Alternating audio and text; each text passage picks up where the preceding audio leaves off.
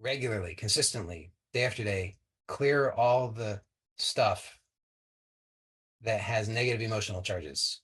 So the memories that have negative emotional charges and any limiting beliefs that you have. Just take a few minutes every day to release those things. You don't have to release all of them tonight. Just focus on doing a little bit each day, because then day by day, you're getting clearer and freer.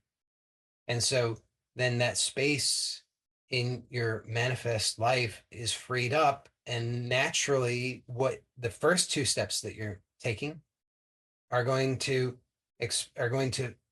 occupy that space. And think about this.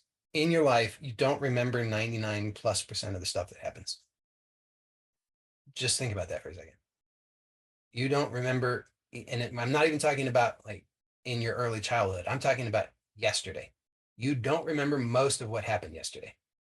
And that's not because there's something wrong with you. It's just because that's basically how it should be. You only remember most stuff because it's what we would call traumatic, because your nervous system determined that it's problematic, it's a threat.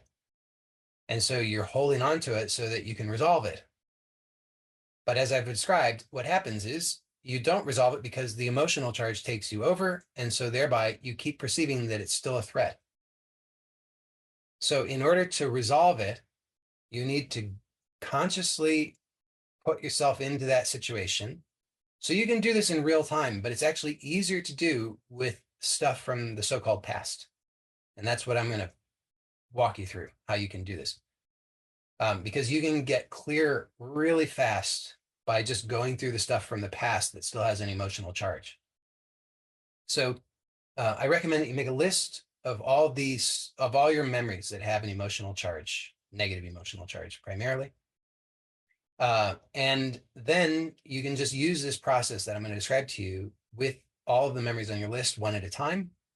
And as you do that, you'll start to clear them. So you'll be removing the emotional charge on them. And then you will no longer be trying to resolve them, because they will be resolved.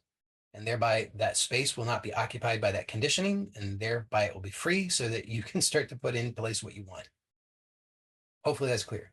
So the basic process is this. So you have your list of the problematic memories.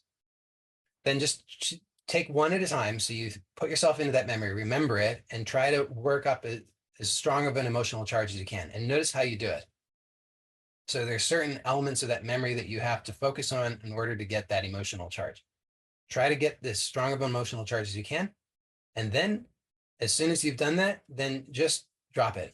So you can just open your eyes, look around the room, and just let go. Just say, I let go. I'm safe.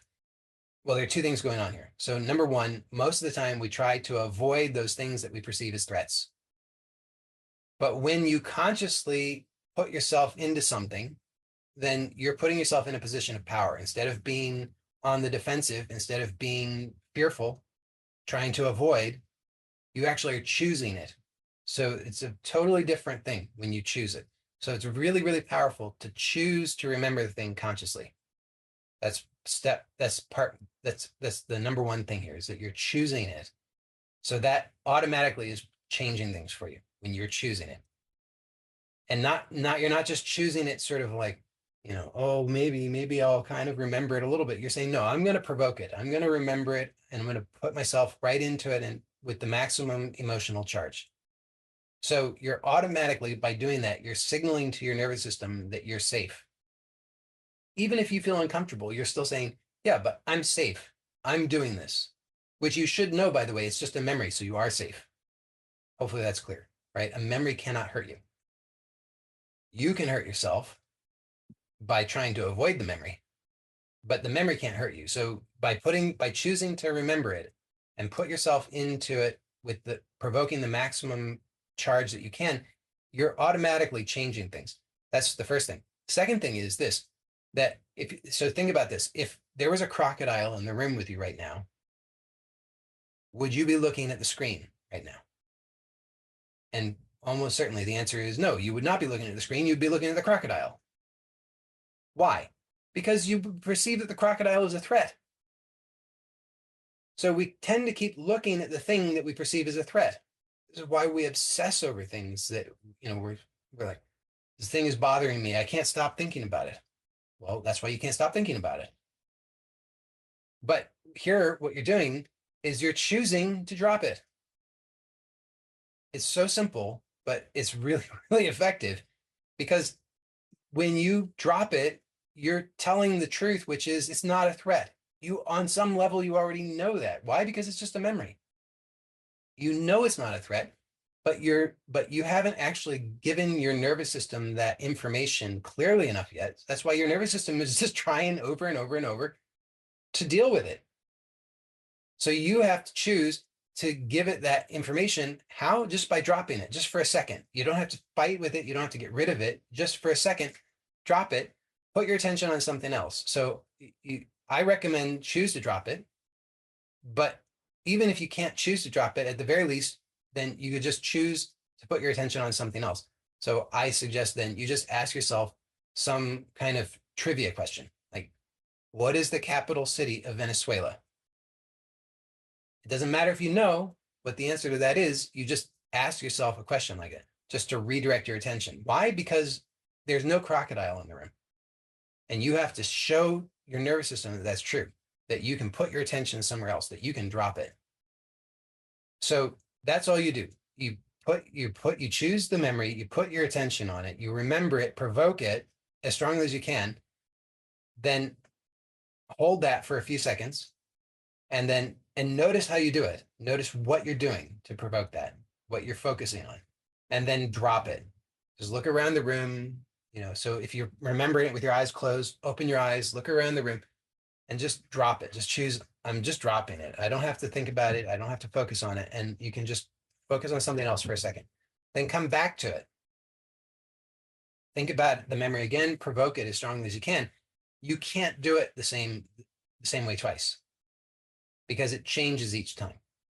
So each time you do this, something is getting released because of what I've just described to you. It has to happen. It's not a question of will it or will it not. It will.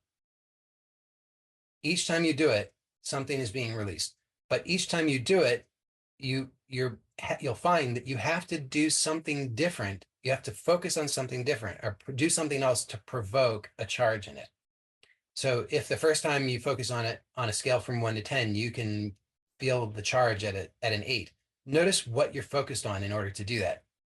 The second time you do it, you probably, in general, it's not always this way, but in general, most of the time, the second time you do it, you won't initially get the same charge on it. It will be, if it was an 8 the first time, it will be a 4 the second time. Like I say, not always, because sometimes we'll automatically go to other things. But then you should try and provoke it as strongly as you can and notice how you do that. I guarantee you, you have to focus on other things, other elements of that memory. Certain other key things you'll have to focus on them, whether it's what somebody said or an expression on somebody's face or a different point in the memory, something else you'll have to do in order to provoke a stronger charge, which is great because that means then this time when you do it, that stuff's being released. Those associations are being released. So it's being decomposed. All of the little bits and pieces that were all giving it a sense of reality are now being dissociated from one another. Keep repeating that process until you cannot provoke a charge on it. Then you're free.